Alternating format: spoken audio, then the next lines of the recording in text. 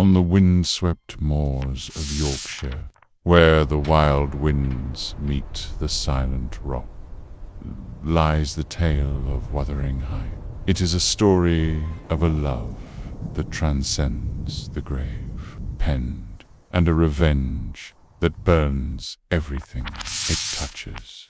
The journey begins with a weary stranger. He knocks on the door of Heathcliff on a night of heavy rain. He opens for himself the doors of a past that never rests, doors of secrets buried under the dust and the snow.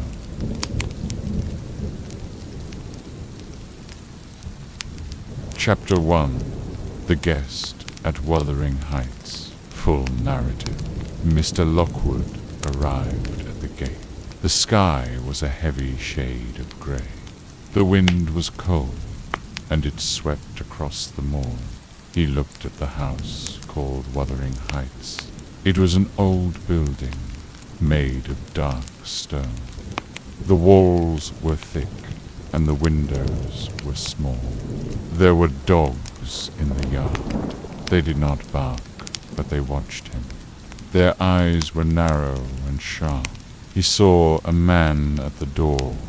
It was Mr. Heathcliff. He stood still. His face was like a carved rock.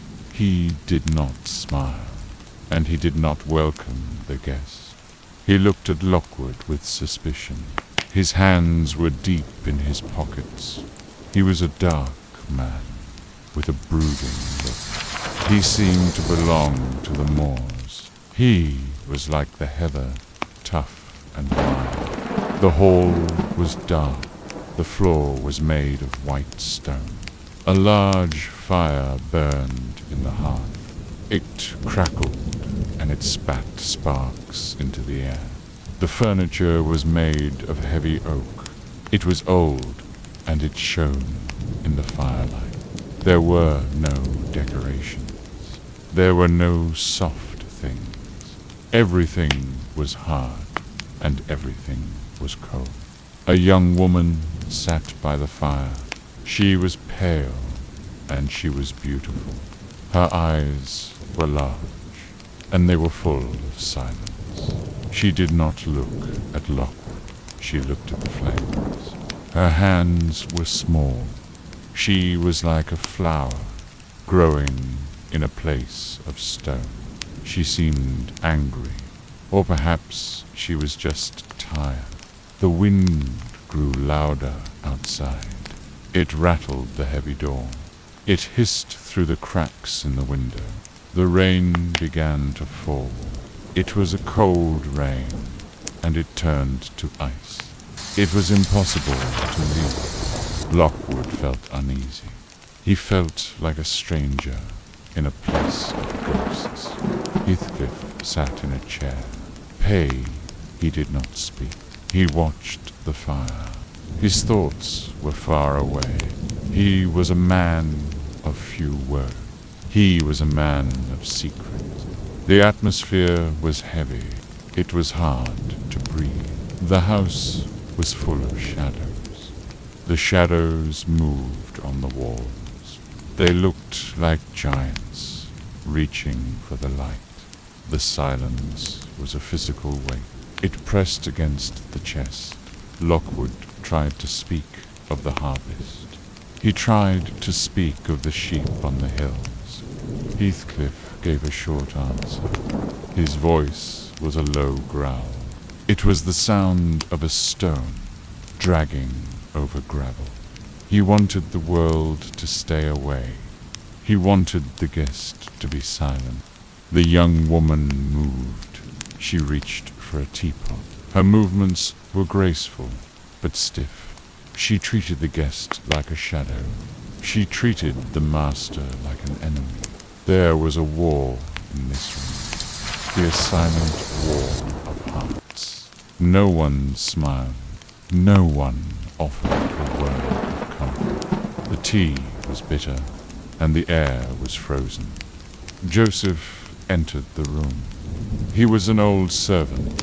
His face was wrinkled, and his back was bent. He muttered to himself, He spoke of the Bible, and he spoke of sin. He looked at Lockwood with a sour face. He did not like guests. He did not like strangers.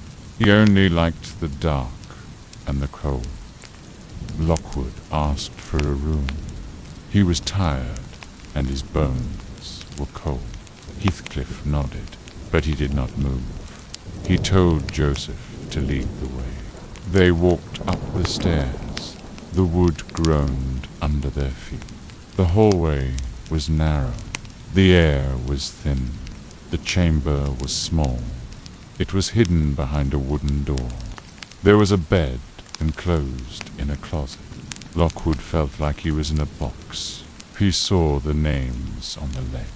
Catherine Earnshaw, Catherine Linton, Catherine Heathcliff. The names were carved into the wood, bathed, old, and they were deep. He opened a book. It was a diary. The ink was faded, but the words were clear. They spoke of a boy named Heathcliff. They spoke of a brother who was cruel. They spoke of a father who was kind. Lockwood read until his eyes were heavy. The candle flickered, and then it died. The storm was a monster now. It clawed at the walls. It screamed in the chimney. Lockwood fell into a dream. Here was on the moor. The snow was white, and the air was ice. He heard a sound. It was a scratching a scratching on the glass. A small hand reached through the pane. It was cold, and it was thin. A voice cried out in the dark. It asked to be let in. Lockwood felt a terror that he had never known. He pushed the hand away. He saw the blood on the white sheets. He woke up, screaming. Heathcliff was there. He was standing in the doorway. He looked at the window with a desperate hunger. He called out a name. He called for Catherine. He begged her to come home. His voice was broken, and it was full of pain. Lockwood realized then that this house was a cage. It was a cage for a man and his ghost. The morning brought no peace. The snow was deep, and the path was hidden. Lockwood walked home to Thrushcross Grange. He felt the cold in his heart. He wanted to know the story. He wanted to know the boy who became a monster. He sat by his fire, and he waited for Nellie. He waited for the secrets to be told. The moors were a vast sea of white. Each step was a struggle. The wind bit into his skin. His mind was full of the face at the window. Was it a dream, or was it a haunting? The house of Wuthering Heights remained behind. It was a dark crown on the hill. It was a place where time had stopped. He reached his own house. It was warm, and it was safe. But the warmth felt wrong. The safety felt like a lie. He could still hear the voice. He could still see the blood on the glass. He called for his housekeeper. He needed to hear the truth. He needed to understand the darkness that lived in the eyes of Heathcliff. Chapter 2. The Child of the Shadows. The fire burned low in the hearth. Nellie Dean sat with her knitting. Her needles made a steady sound. It was a rhythmic click, click, click. She looked at Lockwood. Her eyes were old, and they were wise. She began to speak of the past. She began to speak of the year 1771. It was a time of summer, but the house was not warm. Wuthering Heights was ruled by Mr. Earnshaw. He was a man of strong will. He was a man of deep faith. One day, the master prepared for a journey. He was going to Liverpool. He asked his children what they wanted. Hindley asked for a fiddle. Catherine, the little girl, asked for a whip. She was a wild child. She loved the moors. She loved the wind. Mr. Earnshaw kissed them both. He promised to return in 3 days. He walked away into the mist. The house felt empty without him. The children waited by the gate. They watched the road. The third night came. The wind was soft.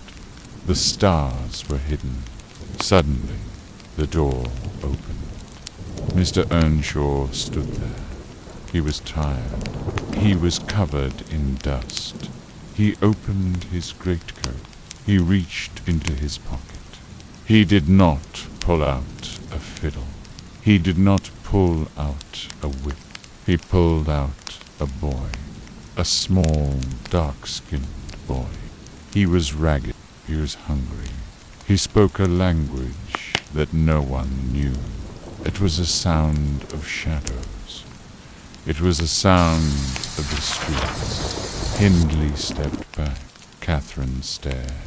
The boy was like a bird fallen from a nest of stone. Mr. Earnshaw called him Heathcliff. Pitt was his first name. It was his last name. He had no other. Hindley hated him at once. He saw the boy as a thief. He saw him as a rival for his father's love. Catherine was different. She looked at the boy. She saw a soul like her own. She saw the wildness. She saw the silence. The boy did not cry. He did not complain. He took the blows from Hindley. He took the insults from the servants. He was like a piece of iron. He was cold, and he was hard. He spent his days with Catherine. They ran on the moors. They hid in the heather. They became one heart. The world outside did not matter. The house of Wuthering Heights did not matter. Only the wind mattered. Only the hills mattered. Mr. Earnshaw loved the boy. He saw a strength in him. He saw a spirit that could not be broken. This made Hindley's heart turn to gall. He grew bitter. He grew cruel. He would strike Heathcliff when the father was not looking. But the boy never told. He never shed a tear. He waited. He watched. He was learning how to suffer. He was learning how to survive. Years passed. The old master grew weak. His breath was a rattle in his chest. He sat by the fire, and he watched his children. He saw the bond between Catherine and Heathcliff. It was a dangerous bond. It was a bond of fire and ice. He died on a quiet evening. The wind was a whisper. The house was a tomb. Now, Hindley was the master. Now, the revenge would begin. Hindley returned from his father's grave. He brought a wife. She was a pale woman. She was afraid of the dark. She was afraid of the moors. Hindley moved Heathcliff to the kitchen. He made him a servant. He took away his books. He took away his dignity. He forced him to work in the fields. He wanted to break him. He wanted to turn him into an animal. But Catherine would not leave him. She would go to the fields. She would sit in the dirt with him. They would talk for hours. They would plan their escape. They would look at the lights of Thrushcross Grange. It was a world of gold. It was a world of silk. They hated it. They loved their own darkness. They loved their own pain. One night they ran to the Grange. They looked through the window. They saw the Linton children. They saw them crying over a dog. They laughed at them. They thought they were weak. But then the dogs were let loose by a bulldog called Catherine. It bit her ankle. The lights came on. The world of gold opened its doors. Heathcliff was pushed away.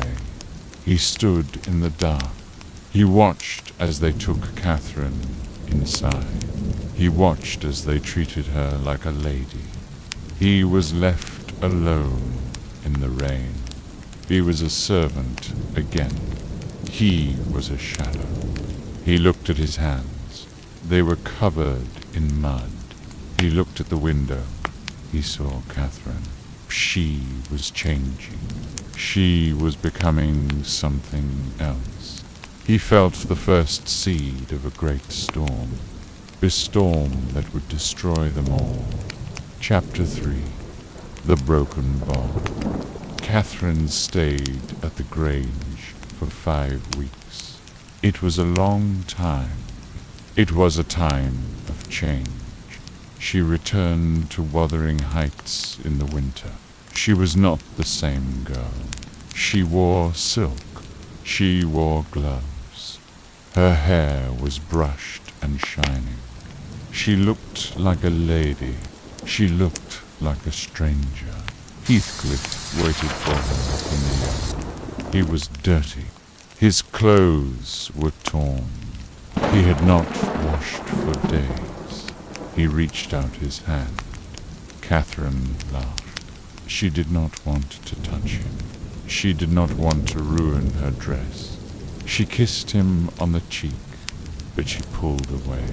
She looked at his black hand. She looked at his messy hair. Hindley laughed.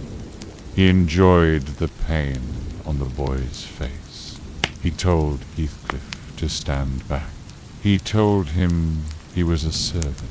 He was not fit to touch a lady. Heathcliff did not speak. He walked away into the shadows. He went to the stable. He sat in the hay. His heart was a stone. His eyes were cold fires. The Linton children came to visit. Edgar and Isabella. They were clean. They were soft. They were full of manners. Edgar looked at Heathcliff. He made a joke about his hair. He called him a beast. Heathcliff did not wait. He took a bowl of hot soup. He threw it in Edgar's face. The house was in an uproar. Hindley took Heathcliff to the cellar. He beat him until he was weary. He locked him in the dark. Catherine cried, but she stayed with the Lintons. She ate their cake. She listened to their music. But her mind was in the cellar. Her soul was with the boy in the dark. Night came, but the guests left. Catherine crept to the cellar door.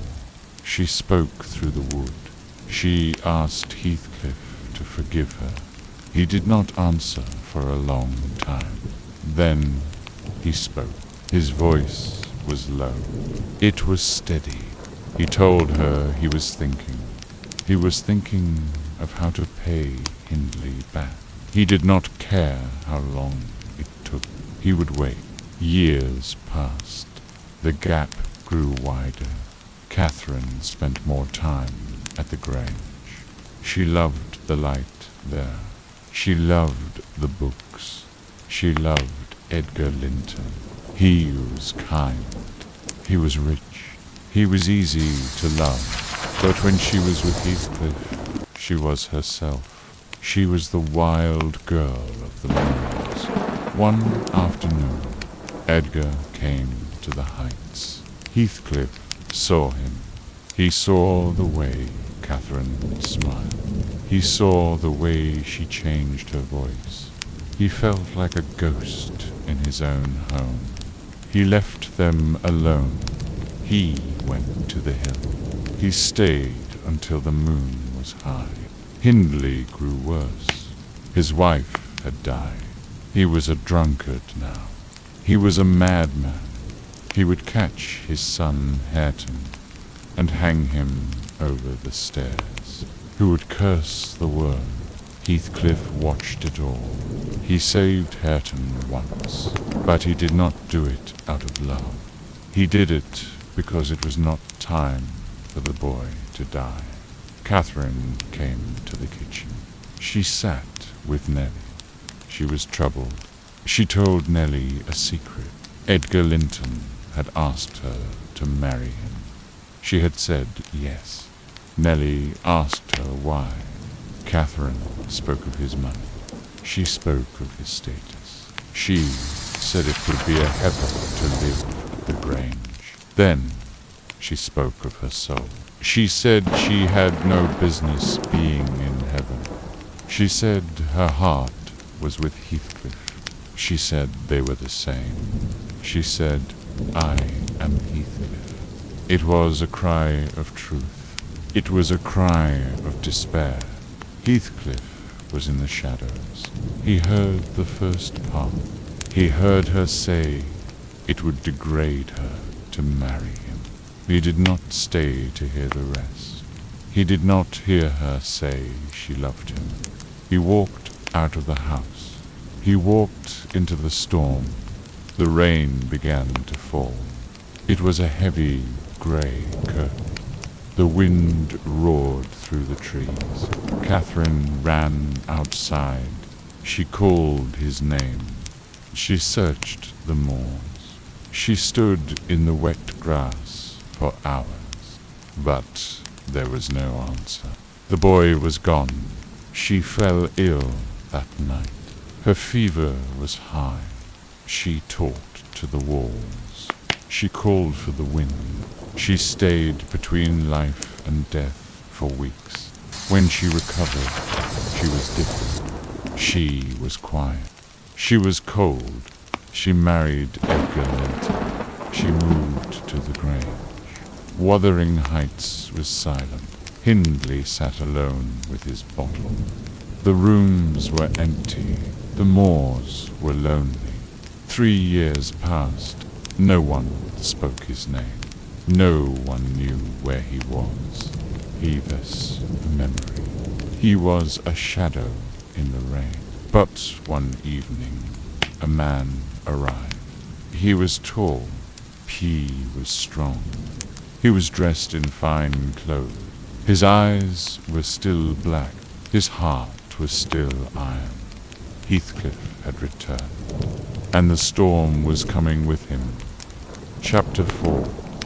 The Return of the Shadow. The peace of Thrushcross Grange was a fragile thing. It was a house of soft carpets and golden sunlight. Catherine lived there as a lady. She was the wife of Edgar Linton. She was calm, but her heart was asleep. The moors were a distant memory. The wildness was hidden behind silk and lace. Then, one evening, the shadow returned.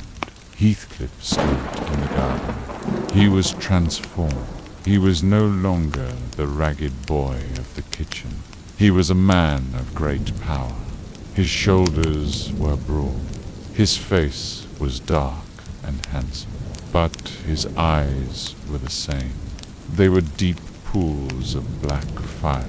He stood in the moonlight, waiting for a sign. Nellie went to the door. She saw him and felt a chill. It was a coldness that did not belong to the night. She told Catherine that a man from the Heights was there. Catherine ran to the porch. She saw him. She did not speak. She grabbed his hands. She held him as if he were a ghost made of flesh. Edgar was not pleased. He looked at Heathcliff with fear and hate. Peace, our rival. He saw a man who had no place in a refined home. He invited him in, but his voice was like ice. Bay sat in the parlor. The contrast was sharp. Edgar was fair and slender. Heathcliff was dark and strong. One was the light of the sun. The other was the darkness of the storm. Heathcliff spoke of his years away. He did not say where he had been.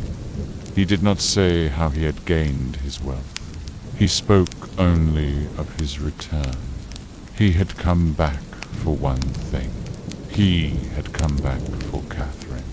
He looked at her, and the world disappeared. The years of silence were gone. The pain was a living bridge between them. He took a room at Wuthering Heights. Hindley was in debt. He had lost his money to cards and drink. Heathcliff became the master without a crown. P lent Hindley money. He bought his soul. He waited for the house to fall into his hands. He watched Hareton, the young boy. He saw a way to hurt Hindley through his son. Isabella Linton was young. She was Edgar's sister. She saw Heathcliff and felt a strange pull. She thought he was a romantic hero. She thought she could soften his heart. Catherine warned her. She told her that Heathcliff was an arid wilderness. She told her he was a pit of vipers. But Isabella did not listen. She was in love with a monster.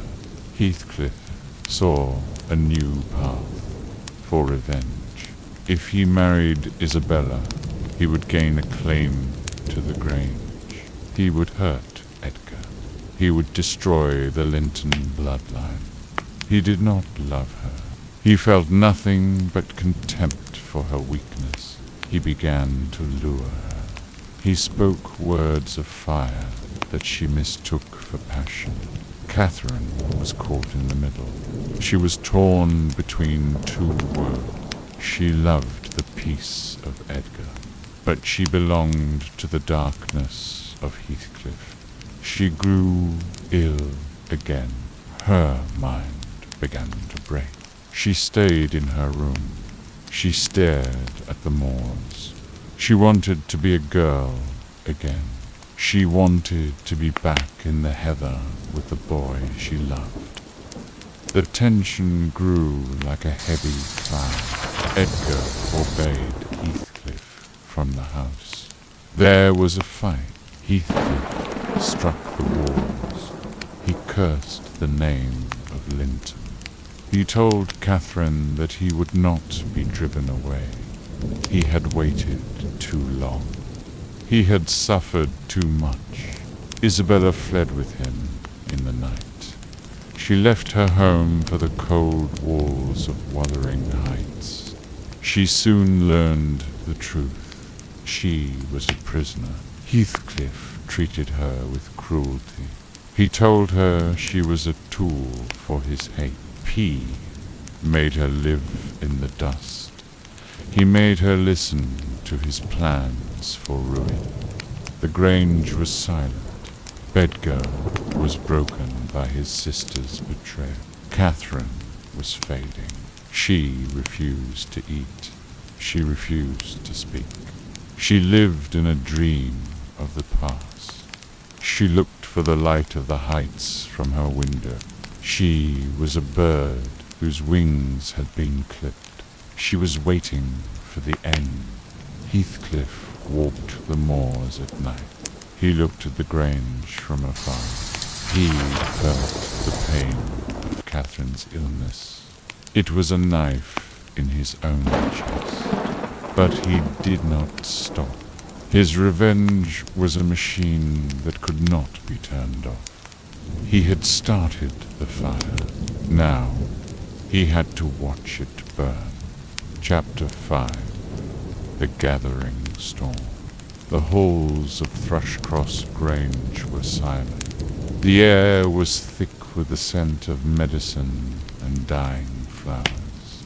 Catherine was a shadow of herself. She spent her days by the window. She looked toward the moors. Her eyes were fixed on the distant hills. She was searching for a time that was gone. She was searching for the girl she used to be. Edgar Linton was a broken man. He sat by her side. He held her hand. It was cold and thin. He read to her from books of poetry, but she did not hear the words. She only heard the wind. She only heard the rain against the glass. Her mind was a map of old paths. She was walking in the heather. She was running with the boy of the shadow. At Wuthering Heights, the atmosphere was different. It was a house of iron and stone. Heathcliff was the master now. He ruled with a heavy hand. Isabella was his victim, sealed in a nightmare. She realized too late that she had married a monster. There was no love in his heart for her. There was only the bitter taste of revenge. Heathcliff did not sleep. He paced the floor of his room. He walked the moors in the dead of night. He stood outside the grange. He watched the single light in Catherine's window. He was like a wolf circling a fold.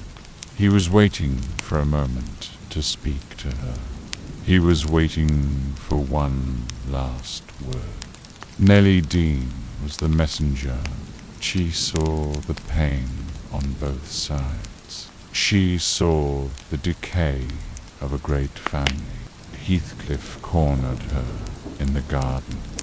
He demanded to see Catherine. He told Nellie that he would burst through the doors if he had to.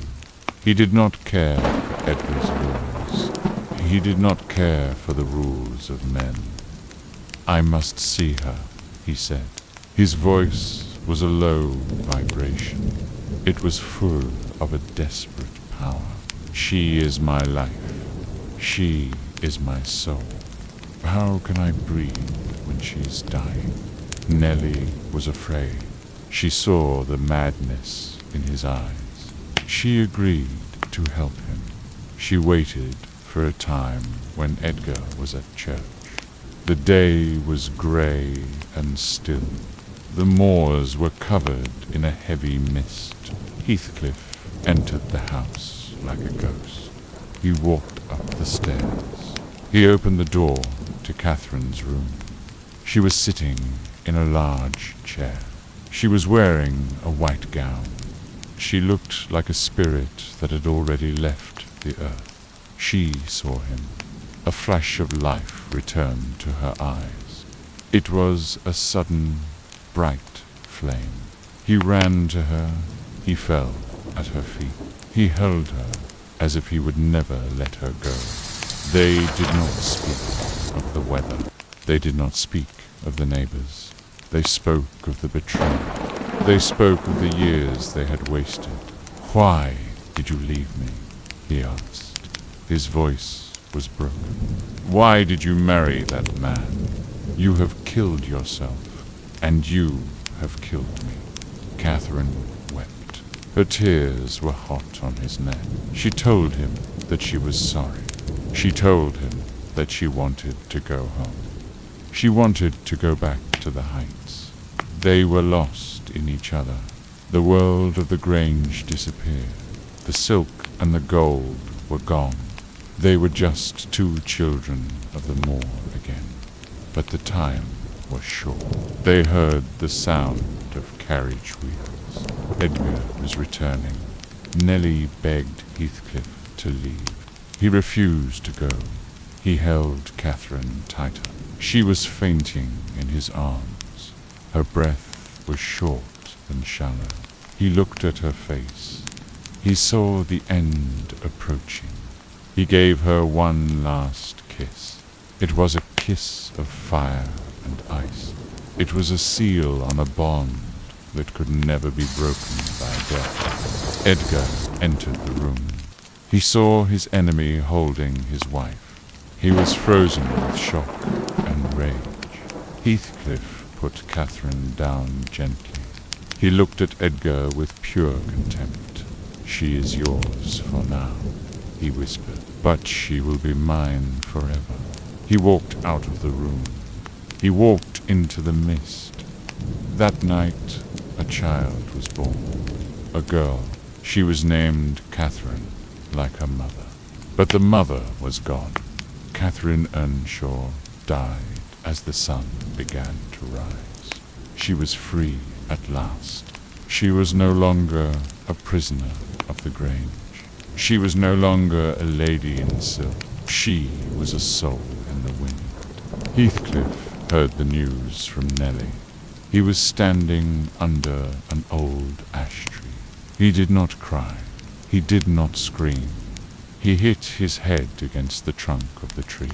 He cursed the world. He told Catherine not to leave him. He told her to haunt him. "I cannot live without my life," he cried. "I cannot live without my soul." The wind carried his voice across the hill. It was a sound of absolute despair. The funeral was a quiet affair. Edgar wanted her buried in the churchyard, but the moors seemed to reach out for her. The storm did not stop for days. The earth was cold and wet. The first part of the story was over. The great love was dead, but the revenge was just beginning. Heathcliff sat in the dark of Wuthering Heights. He looked at the empty chair. He looked at the rain. He was waiting for the next generation. He was waiting to finish what he had started. Chapter 6. The House of Ruin. The death of Catherine changed the air. It was as if a fire had gone out, leaving only the cold ash. Thrushcross Grange became a house of mourning. Edgar Linton shut himself away. He focused all his love on the child, the little girl with the mother's name, but at Wuthering Heights the atmosphere was darker. It was a place of iron and silence. Isabella saw her chance to escape. The chaos of the death gave her a window. She ran through the snow. She ran until her feet were numb. She reached the Grange, breathless and pale. She told Nellie of the horrors. She told of Heathcliff's madness. He was no longer a man. He was a creature of pure hate. He would stand at the window for hours. He would call for the ghost. Isabella left the north. She went to London. She gave birth to a son. She named him Linton. He was a weak child. He was pale and sickly. He was the son of a monster, but he had the blood of the Grange. Heathcliff did not follow them. He had other work to do. He had a house to destroy. He had a soul to crush. Hindley, Earnshaw, was fading fast. His body was ruined by drink. His mind was a wasteland of death. Heathcliff was his only companion. But it was the companionship of a vulture and a dying animal. Heathcliff encouraged the drinking. He encouraged the gambling. He watched as the deeds to the house changed hands. Slowly, the heights became his. One night, Hindley tried to kill his guest. He waited by the door with a gun, but his hands shook. His courage failed. Heathcliff did not flinch. He took the weapon. He beat the man until he was broken. He did not kill him. Death was too easy. He wanted Hindley to live in the house he no longer owned. He wanted him to see the boy, Hareton, being raised as a servant. Hindley died a few months later. He died in the dark. He died alone. He left nothing to his son. Hareton was the true heir of Wuthering Heights. But he did not know it. Heathcliff saw to that. He made the boy work in the stables. He taught him no letters. He taught him no manners. He wanted the boy to be a mirror of his own childhood. Now we are even, Heathcliff whispered to the dead man. He looked at the boy. Hareton was strong. He had the Earnshaw eye. He had the Earnshaw pride. But he was unwashed. He was ignorant. Here was a tool for the next stage of the plan. Heathcliff would wait for the children to grow. He would wait for the fruit to ripen. 12 years passed. The moors remained unchanged. The wind still whistled through the jagged rocks. Little Cathy grew up at the Grange. She was a bright spark. She was full of life. She had her mother's spirit, but her father's kindness. Edgar kept her inside the walls. He feared the heights. He feared the man who lived there. But the moors are a magnet. They pull the curious heart. Cathy wanted to see what lay beyond the hills. She wanted to see the birds on the high crag. One day she wandered too far. She found herself at the gate of Wuthering Heights. She saw a young man.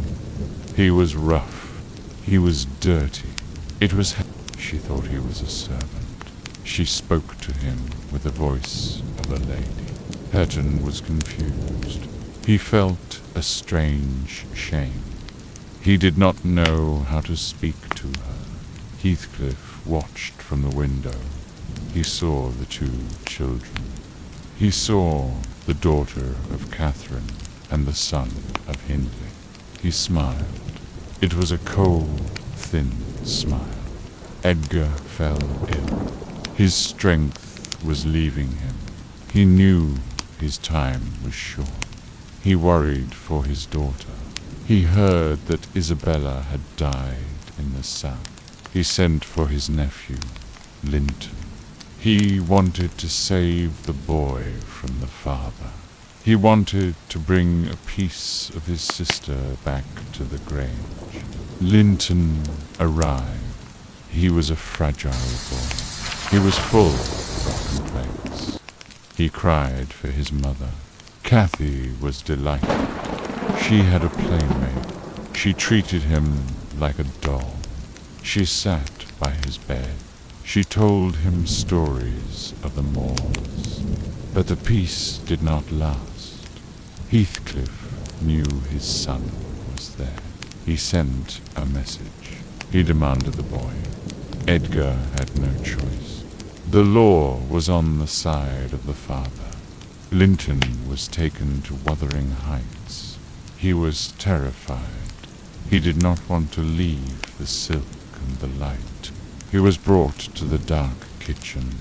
He saw the black eyes of his father. Heathcliff looked at the boy with disgust.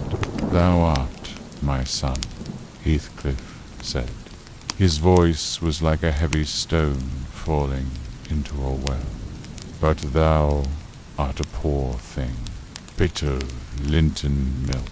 Buy shall use thee. Nevertheless, I shall make thee the master of all they own." He turned to the shadows. He left the boy to cry in the dust. The trap was set. The shadow was growing. Chapter 7. The Spider and the Fly. The years did not soften the heart of Heathcliff. They only made his resolve like iron. Little Cathy was now a young woman. She was the son of Thrushcross Grange, but the shadow of the heights was long. It reached across the valley. It pulled at her curiosity. She began a secret correspondence with her cousin, for she wrote letters to Linton. She thought she was in love with a dying boy. Linton was a pale flame. He was weak in body. He was selfish in spirit. He lived in fear of his father. Heathcliff used this fear. He forced the boy to write words of passion. He forced him to beg Cathy to visit. It was a cold game. Heathcliff did not care for his son's health.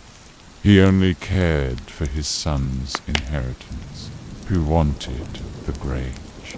He wanted to own the very air that Edgar Linton breathed. Nellie Dean found the letters. She saw the danger. She saw the trap being laid. She forbade the girl from writing. She burned the papers, but Cathy was a daughter of the moors. She was stubborn. She was brave. She found ways to reach the heights. She would ride her pony across the hills. She would sit by the bed of the sick boy. She thought she was a savior. She did not know she was the prey. One evening, Heathcliff met her on the path. He did not use force. He used words. He told her that Linton was dying of a broken heart. He told her that only she could save him. He spoke with a voice that sounded like truth. Cathy felt a heavy weight of guilt. She began to visit the heights every day. She saw the decay of the house. She saw the silence of Hareton was a man now. He was strong and rough. He watched Cathy with a strange look. It was a look of hunger and shame. He could not read the books she loved. He could not speak the language she knew. Heathcliff had stolen his mind. He had left him with nothing but his hands and his anger. Cathy mocked him. She laughed at his ignorance. She did not see the heart that was beating under the rags. Edgar Linton was dying. The light was leaving his eyes. He worried for his daughter. He knew that if she married Linton, the Grange would belong to Heathcliff. He tried to change his will. He tried to protect the future. But the lawyer was in Heathcliff's pocket. The law was a cold wall. There was no escape for the family of the son. Heathcliff decided to act.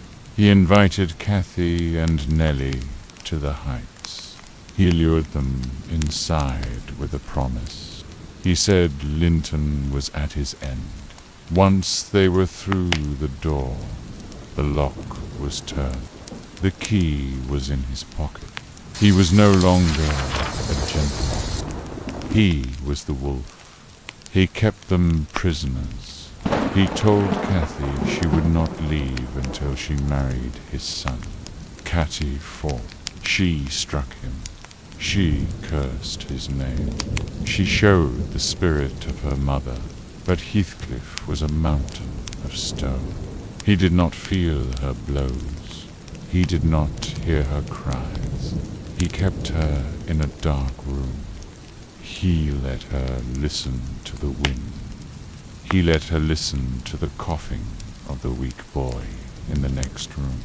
He wanted her spirit to break. He wanted her to surrender.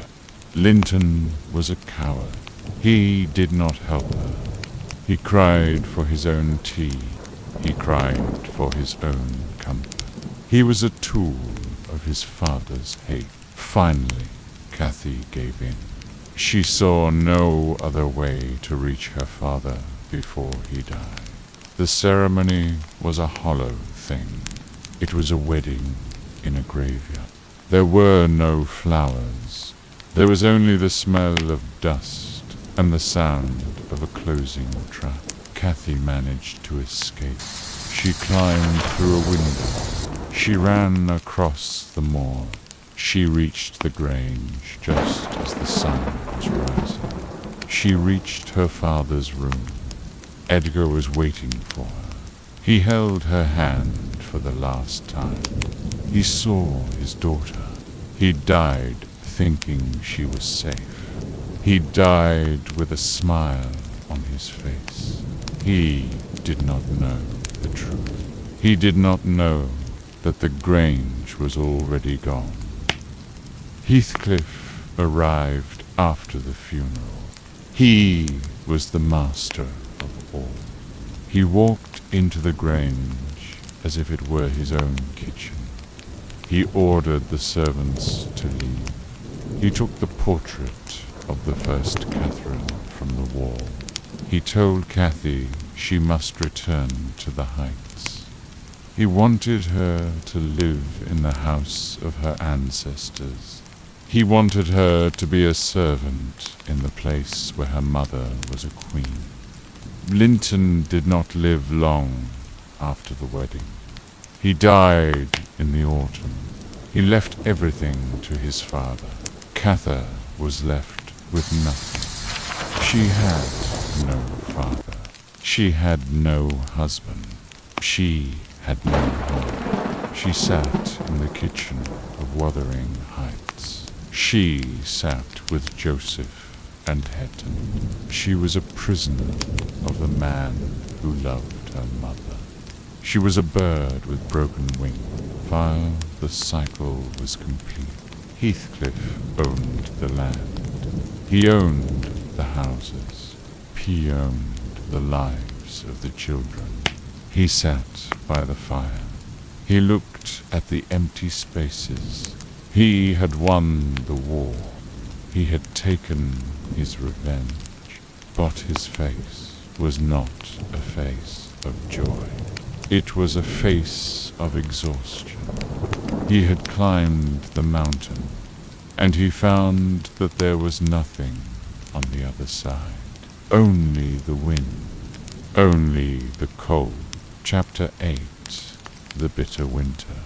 The house of Wuthering Heights was a tomb of cold air. The fires in the hearth were never enough to warm the stone walls. Cathy lived in a state of silent war. She sat in the kitchen with Joseph and Hetton. She did not speak to them. She did not look at them. She felt a deep contempt for the world that had swallowed her whole. She was a lady who had lost her throne. She was a daughter of the Grange, who now lived in the dust. Houghton tried to reach her. He was a man of iron and earth. He felt a strange pull toward the girl with the sharp tongue. He found an old book. It was a book that Cathy had left behind. He tried to read the words. He moved his lips in silence. He wanted to show her that he was not an animal. He wanted to show her that he had a mind. But when Cathy saw him, she laughed. It was a cruel, thin laugh. She mocked his struggle. She insulted his ignorance. Heathcliff watched them from the shadows. He did not care for their quarrels. He did not care for their pain. He was moving into a different world. He spent his days on the moors. He spent his nights walking the hallway. He began to see things that were not there. He would stare at a corner of the room. His eyes would grow wide. He would whisper a name. Catherine. It was a sound of absolute longing. It was the sound of a man who was already half dead. The winter was long and hard. The snow piled up against the doors. The wind was a constant scream. Cathy grew thin. Her spirit was like a candle in a draught. She hated the silence. She hated the sound of Joseph's prayers. Most of all, she hated the face of Heathcliff. He was the architect of her ruin. He was the man who had stolen her father's house. He was the man who had watched her husband die without a tear. One evening, Hareton brought her a gift. It was a handful of primroses. They were pale and yellow. They were a sign of spring. Cathy looked at the flowers. She looked at the rough hands of the man who gave them. Something shifted in the air. The ice began to melt. She did not laugh this time. She took the flowers. She touched the petals. She looked at Hareton. She saw the man under the rags. She saw the Earnshaw pride. She saw a soul that had been buried by hate. She began to teach him. It was a slow process. Bay sat by the fire. She held a book. He followed her finger across the page. The kitchen was no longer a place of war. It was a place of learning. The words were a bridge. Bay worked a way out of the darkness. Hareton learned fast. He had a hungry mind. He wanted to please her. He wanted to be worthy of the name he carried. Heathcliff saw them together. He saw them reading. He saw them smiling. This was the moment he had waited for. He had wanted to destroy the children of his enemies. He had wanted to turn them against each other. But he felt no joy. He felt no triumph. He looked at them and saw the past. He saw himself and the first Catherine. He saw the love that had been his life. He saw the light that had gone out. His revenge was complete, but it was hollow. Here the land. P had the houses, but he did not have the peace. He felt a strange change in his body. He lost his appetite. He lost the desire to move. He felt a presence in the room. He felt a hand on his shoulder. Biddle. It was a cold hand. It was a ghostly hand. He was not afraid. He was happy. He was ready to let go. He told Nellie that he was changing. He told her that he could see the end. He did not want a doctor. He did not want a priest. He only wanted the wind. He only wanted the moors. He began to talk to the air. He would have long conversations with the ghosts. He would smile at the empty air. He was a man who was walking into the light of a different world. The tension in the house was gone. The hate had burned itself out. Cathy and Hareton were the future. They were the green grass growing over the ruins. They did not look at the past. They looked at each other. They found a love that was quiet and steady. It was not the fire of the first Catherine.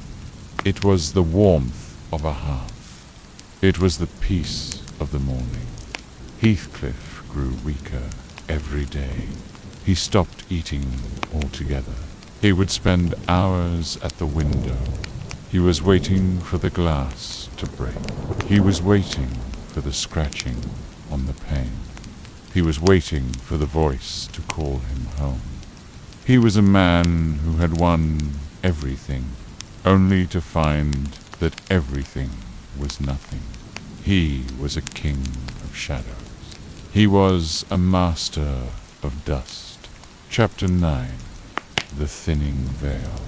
The world of the living was losing its hold on Heathcliff. He moved through the house like a ghost who had forgotten to leave.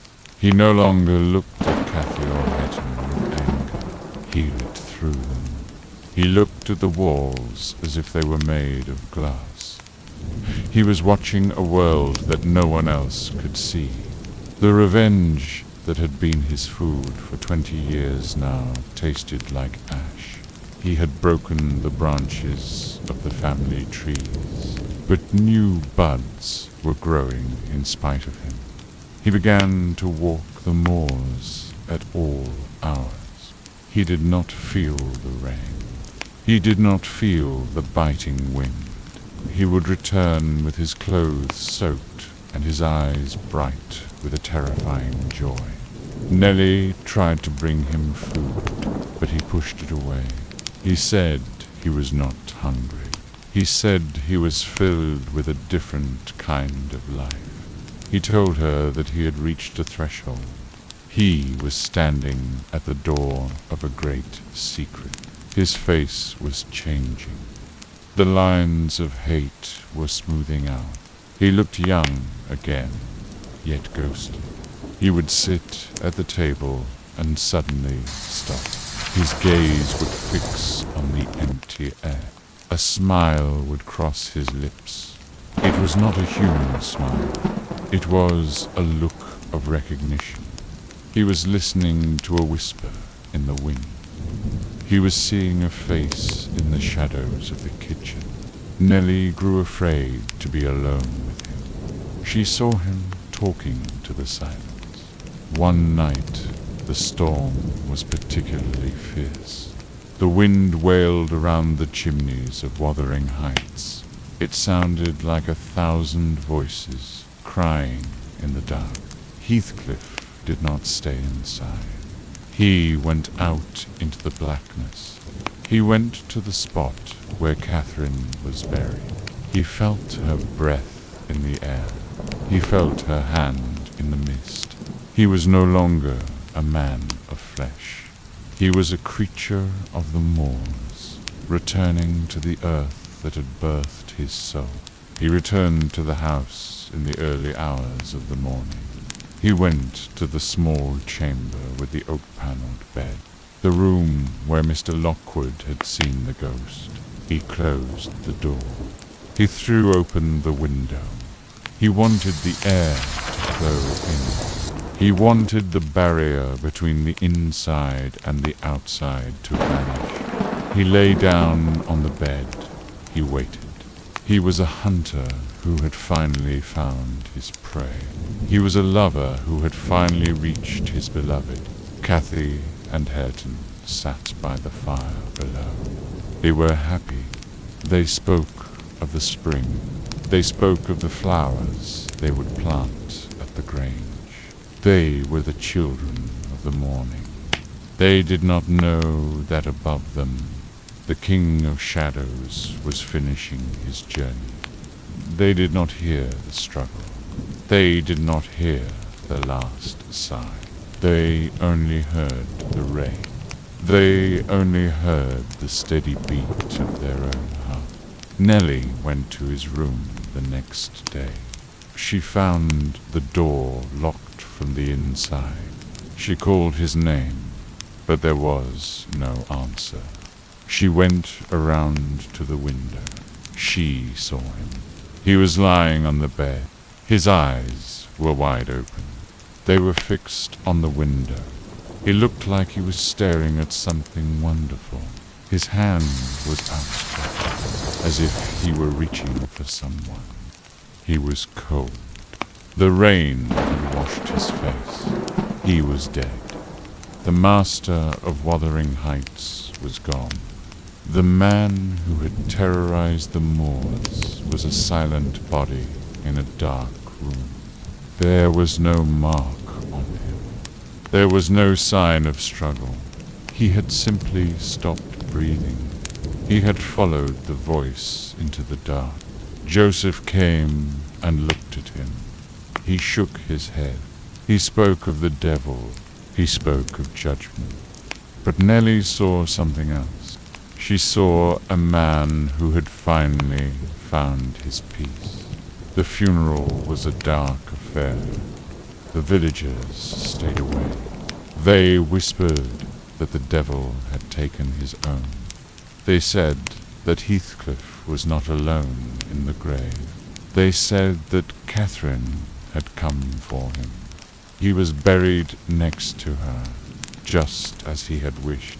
The earth was closed over them. The two graves were side by side.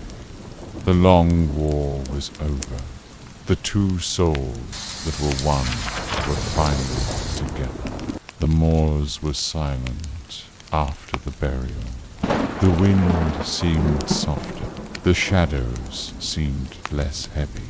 Cathy and Hareton prepared to leave the height. They wanted to go back to the Grange. They wanted to leave the house of stone to the ghosts. They locked the doors. They turned the keys. They walked away into the sunlight. They did not look back. They were the living, and they belonged to the world of light. But the shepherds on the hills say otherwise. They say that the heights are never truly empty. They say that on stormy nights they see them. They see a man and a woman walking the crags. They see them in the mist. They see them by the old ash tree. Two ghosts, hand in hand. Two spirits that cannot rest. They are the moor. They are the wind. They are the eternal fire of Wuthering Heights. Chapter 10. The Peak of the Valley. The storm had finally spent its fury. The heavy clouds parted to reveal a sky of deep, silent velvet. Wuthering Heights stood like a jagged crown on the hill, but the doors were locked. The windows were dark. The house was no longer a place of war. It had become a monument to the past. The echoes of the old curses were buried under the fallen leaves. The moors were vast and still, breathing in the quiet of the night. Cathy and Hareton moved to Thrushcross Grange. They took the books, the flowers, and the light with them. They left the stone walls to the wind. They left the shadows to the ghosts. In the garden of the Grange, the primroses were beginning to bloom. The air was sweet with the scent of damp earth and new life. They sat together by the large windows, watching the moon rise over the distant crags. They were the survivors. They were the new growth on an old, scarred tree. The graves on the hillside were now covered in green grass. The names of Edgar, Catherine, and Heathcliff were etched in stone, side by side. The rain washed the marble. The sun warmed the soil. There was no more anger in the earth. The three souls who had fought and loved with such violence were now part of the silence. They were part of the heather and the stone. They were at rest. Nellie Dean lived out her days in the comfort of the Grange. She sat by the fire and told the stories to the young people. She watched the cycle of life begin again. She saw the resemblance to the past, but it was a softer reflection. The bitterness had been washed away by time. The tragedy had become a legend, a song to be whispered on a winter's night. Lockwood returned one last time to visit the graves. He stood in the falling dusk. He watched the moths fluttering among the heath and the harebells. He listened to the soft wind breathing through the grass. He wondered how anyone could ever imagine unquiet slumbers for the sleepers in that quiet earth. He felt a deep sense of peace. The story was finished. The book was closed. The moors were home once more. Now, as this epic tale reaches its end, let your thoughts fade away with the sound of the rain. Listen to the drops as they tap gently on the glass. They whisper the secrets of the distant hills. Feel the warmth of the fire in this quiet room. The candle flames dance on the walls. The firewood crackles and pops. It gives you a sense of safety and peace. You are safe from the storms now. Close your eyes. Imagine the old library. Smell the scent of ancient paper. Feel the comfort of the leather chairs. Let your soul rest, just as the souls of Wuthering Heights found their rest after the long struggle. Surrender to a deep sleep. Follow the rhythm of the rain and the distant thunder. Know that every storm always ends in silence. Sleep well and have peaceful dreams in the sanctuary of Miro's library.